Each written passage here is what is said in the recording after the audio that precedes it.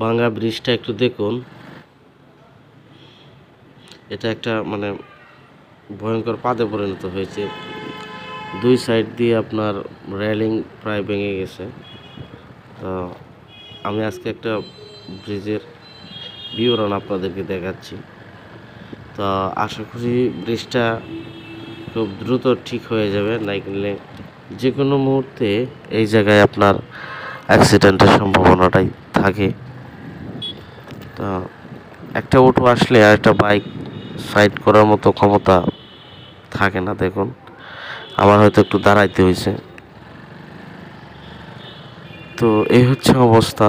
তো আসলে TVS Excel 100 scooter নিয়ে আমি অনেক জায়গায় ঘুরেছি, এখনও ঘুরছি, চালাচ্ছি, তো ভালোই লাগছে। আর মাঝে মাঝে গ্রামের কিছু দৃশ্য খুব সুন্দর বা বিউটিফুল হয়ে ওঠে।